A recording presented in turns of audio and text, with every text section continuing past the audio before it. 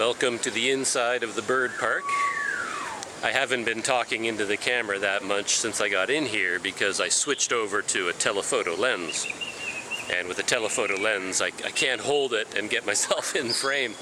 I've just been taking pictures of all the birds, taking video of all the birds, and then using my phone for like wide angle shots.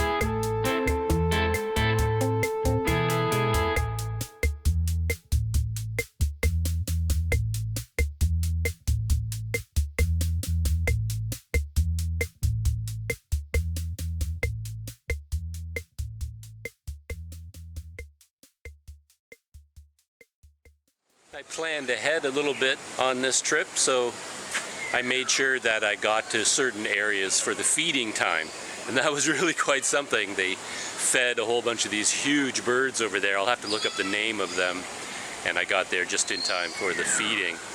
And in the video you can hear this clacking sound. It's very, very loud clacking, and it's the sound of their beaks slapping together because they're fighting over the food. And that was quite something to see.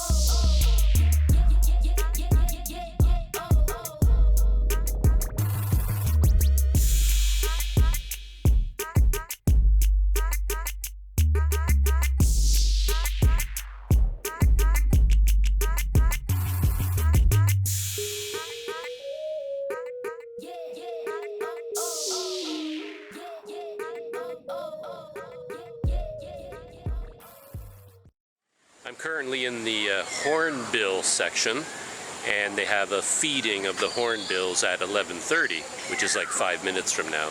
I just wanted to make sure I was around for all the various activities in the bird park. Having a very good day so far. The crowd is gathering for the hornbill feeding, and I think this gentleman over there with the in the yellow shirt with the whistle, he's the guy with the food. He blows the whistle and the birds come. But I don't know how it's going to work with the hornbills because there aren't that many of them here, and the ones I've seen are all inside the cages. There's only one in here, and there's another one over here inside a cage, but I don't see any flying free. So I'm not sure how he's going to feed them. Here he is here,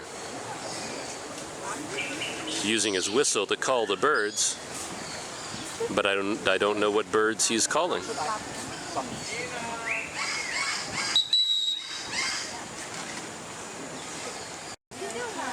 One of them finally heard the whistle. Great big one landed in the tree.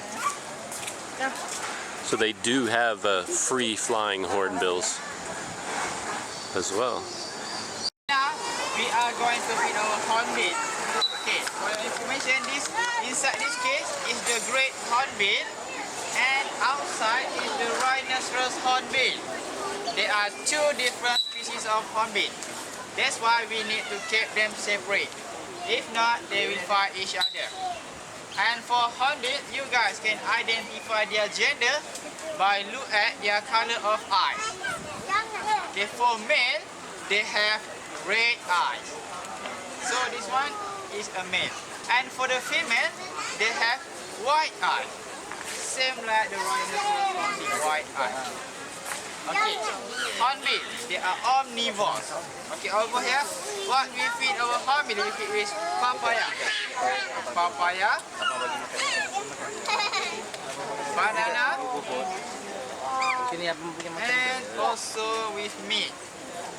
Okay, they also eat meat. Okay, now I will show how to feed our hornbill. Okay, for this one, I give you papaya, and then you guys feed over here. Okay, don't worry, this hornbill very gentle, no bite your finger, okay? This one is my best friend. Don't worry, okay, no bite your finger. Okay, now, anyone want to try to feed this hornbill?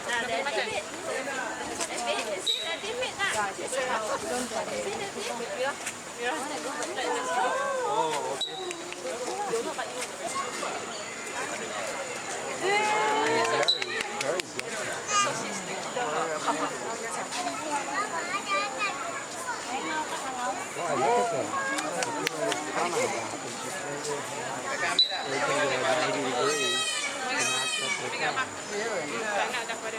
I better get in line so I can feed the hornbill. How often do you feed them? Just one time per day? Here you are, little guy.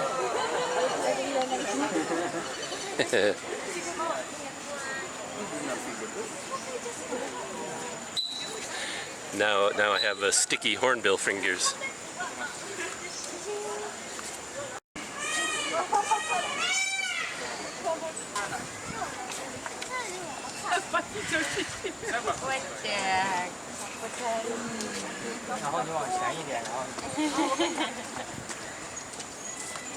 So that was the hornbill feeding. That was very cool. In case this wasn't caught on video, the guide said that they have 5 hornbills in total here, and they're 2 different species. So the one that is flying free is a different species from the one in the cage. And if they had them all out flying free, they would fight. And that's why they have to keep them separate. He also said that the hornbills are omnivores, which is kind of cool. I didn't know that. So he was feeding them mango, banana, and meat. So they eat vegetables, fruit, and meat. Just like humans, they eat everything. So yeah, you learn something at the bird park. The next big event in the bird park is the bird show at the Amphitheater, and that's at 12:30, which is about 50 minutes from now. So what I'm going to do, I think, is switch lenses again, get rid of the wide angle, put the telephoto back on, so you won't see me for a little while again, unless I use my phone to film myself. And I'm going to stay in this area, walk around, see some more birds, and then go to the Amphitheater early to get a good seat at the front. I think it's a very popular show, and I don't want to miss it.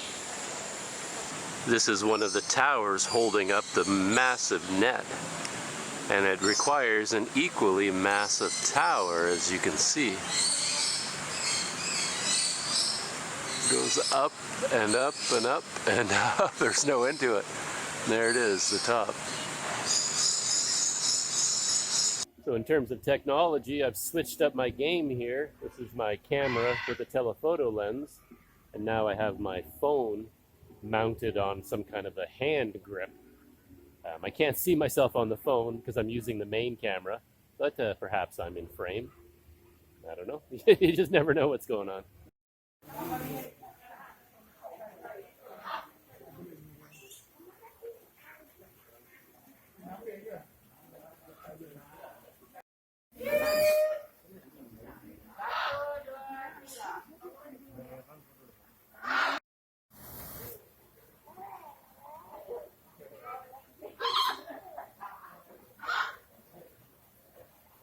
I just had my picture taken with all the birds over there, and it was actually kind of cool.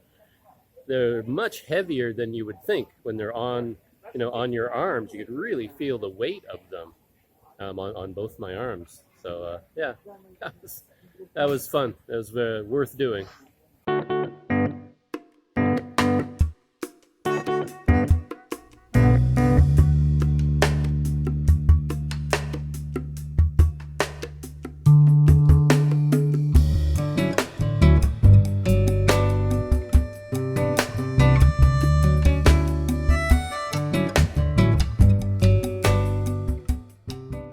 There it is behind me, the photo booth. And one thing that struck me about this place and these guys is how hard they work. It's a very popular thing to do, and they have people going through constantly. And they have children, and the children are generally scared to death of the birds, and they don't want to smile. They can't relax. And these guys work really hard to try to get the kids to smile and relax. So whatever their salary is, these guys are earning it for sure.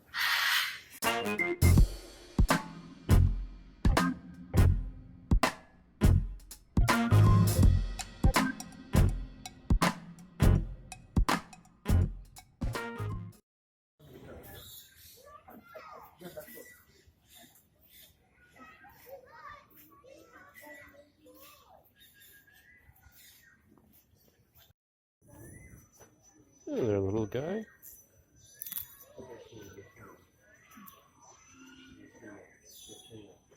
Oh, you got all kinds of stuff down there. Supposed to be feeding you, but you've got all kinds of your own food. Come on, there you go.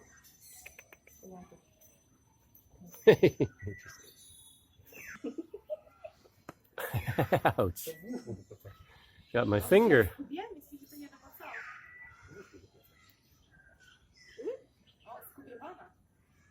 Come on, you can get it. Ow. My fingers are tastier than the... What are you looking for? This guy back here has been nibbling on my t-shirt.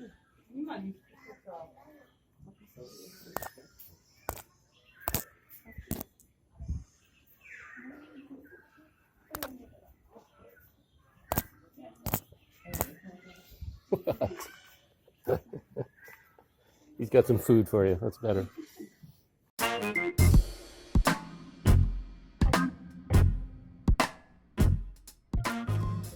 I was here earlier feeding the emus, but I should have read the sign first.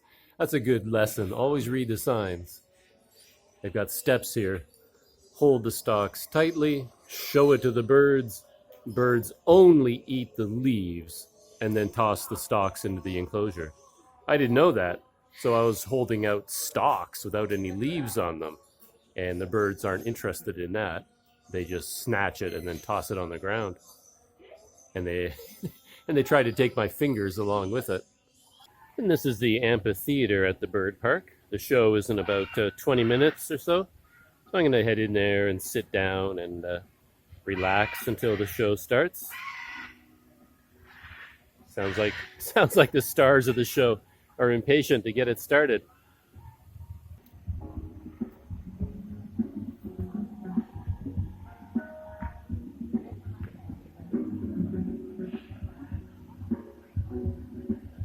I'm in the amphitheater waiting for the bird show. Here's the stage.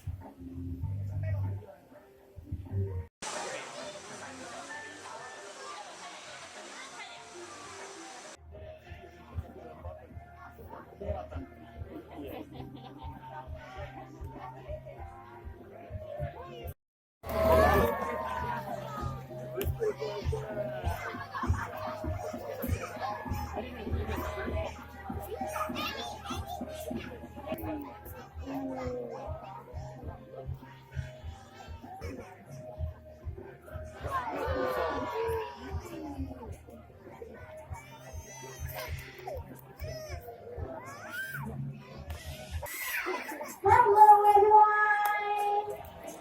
How are you guys doing today? Good? Okay, now I want you guys to meet my friend over here. And his name is Coco, our yellow name, and we got parrot.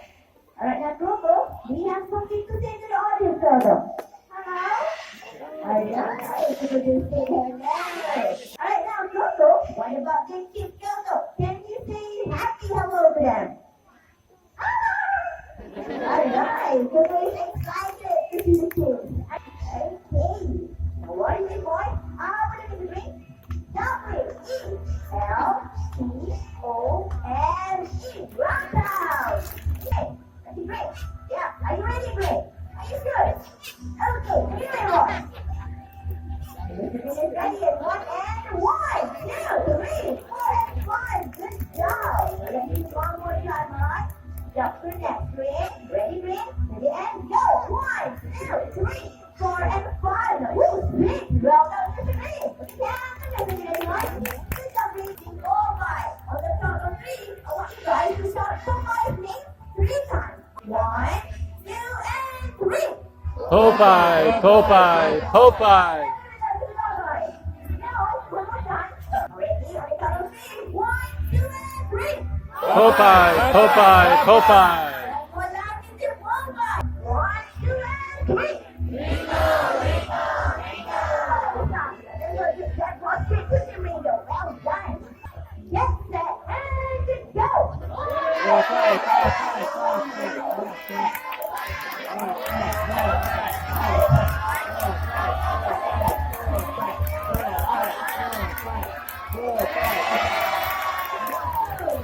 If you think Ringo is cheating, please grab your hand. Oh, we have a few 3, 4, 5. Okay, Sebastian. Show you how you play dancing. Okay, darling. It's okay, take your time. Yep. Up, up, up. All the way up and woo! Down you go. Take your Ringo, buddy. Good enough. All the way up you go, almost there, and down you go. Ooh, that's one more time, honey. And woo! Down you go. Good job, Johnny. The music and the Ringo. This is Jody, and the small one is Jody. Jody and the puppy will do the game. Let's start. Puppy to the lead now. Okay. Now the first one, puppy, start up. Go, Jody. So you're keeping it at 1 from Jody. Alright, well done, Jody. Now start about it.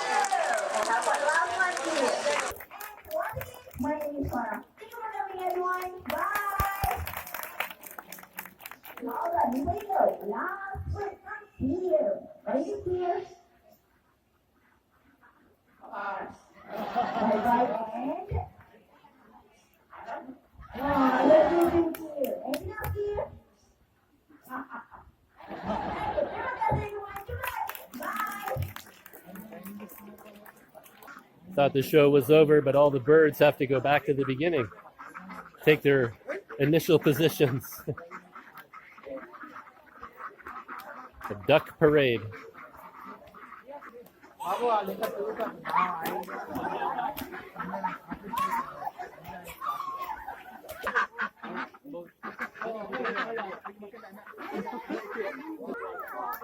Try a little bit. I'm going to feed the ducks, see what happens down here. Oh my.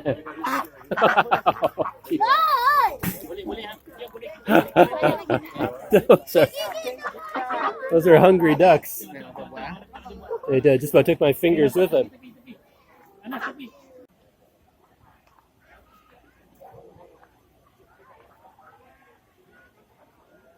Well, I really enjoyed that bird show. They had a nice script, nice little surprises in there too. I was quite impressed when they had the race between the two parrots, and they had it set up so that Coco, I think, cheated by carrying 3 rings at once, and that was quite funny. And to think that they do that show every day, and they get a big laugh from the audience every day, find out whether Coco cheated or not.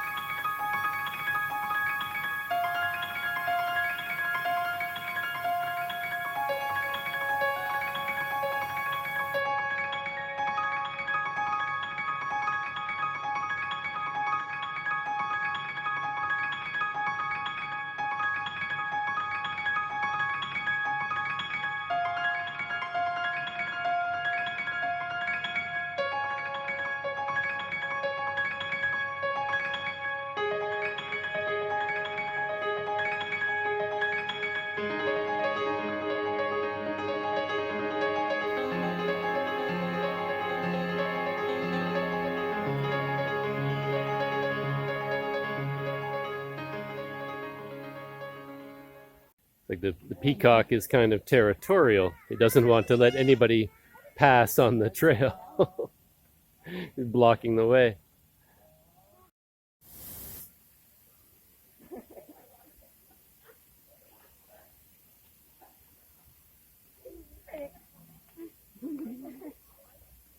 Wow, a beautiful bird.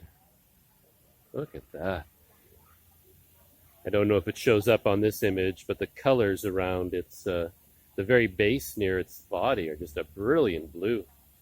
I don't even know if my phone can capture those colors or not.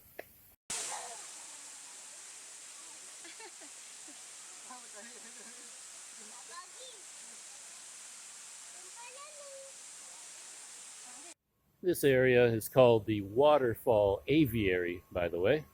That makes sense, since they have a waterfall in here. A lot of peacocks here. There's one over there.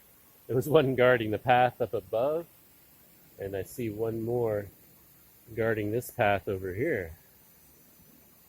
They seem drawn to the path. Maybe that's because they know it gives them enough room to spread out their feathers. Or maybe they're just territorial and they want to block our path. Or they're vain and they want to display their feathers for all the people going by. I'd like to think that that's the best explanation. It's kind of crazy, but I've been here all day, and I still haven't even really seen Zone 1 and Zone 2 yet. I started moving in this direction to see all the shows, the 10:30 feeding, the 11:30 feeding, and now the 12:30 Amphitheater show, and I still haven't seen most of the park, which is over in Zone 1 and Zone 2. So I better head in that direction before I run out of energy. So we're not done with Bird Park yet. This is Zone 4 with the Amphitheater, and I just came from there. And now I'm heading towards Zone 1 and Zone 2. There's the Flamingo Pond. I'm quite interested in that. I think we found the Flamingo Pond. Well, I don't see any flamingos yet, or do I?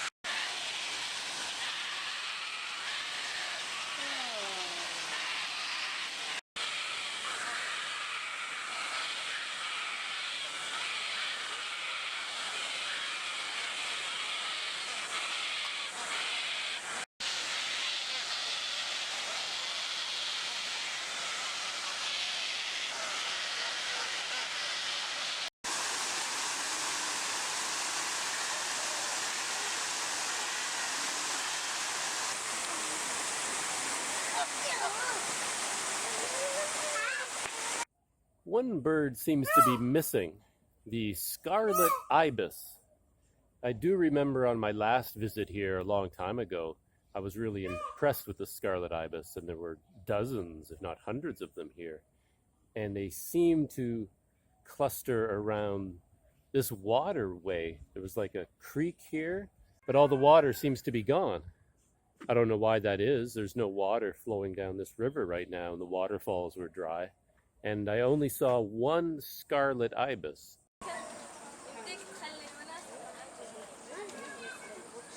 And that's it in the whole park. So I don't know what happened to them.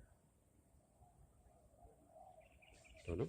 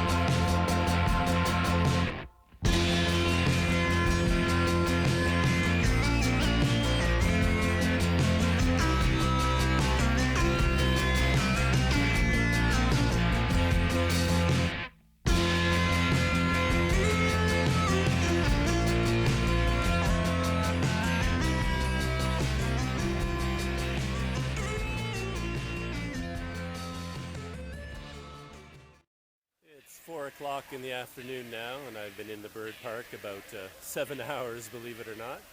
And I think it's time to head out and head back to the hostel. Got some of my buddies behind me here. Had a great day at the bird park. I really recommend coming to this place. It's well worth the entrance fee, especially if you do all the activities. And don't miss the show in the Amphitheater. Well, as always, I am the Cycling Canadian, and goodbye from the Kuala Lumpur Bird Park, and I'll see you in the next video. Can't get a smile out of this guy. He doesn't smile at all.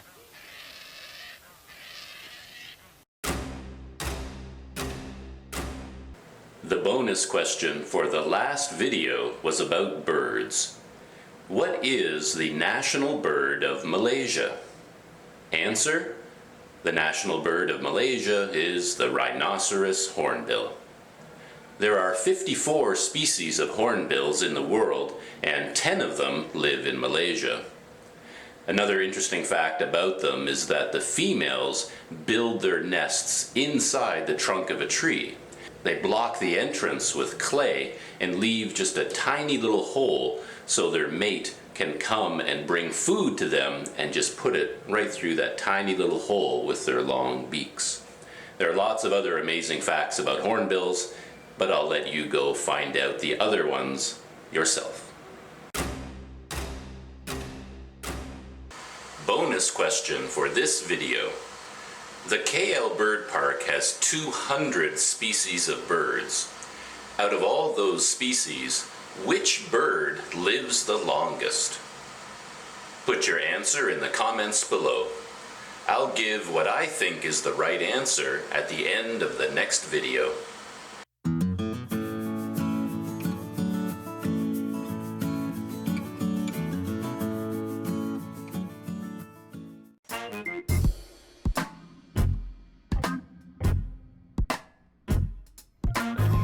Ouch. Ow.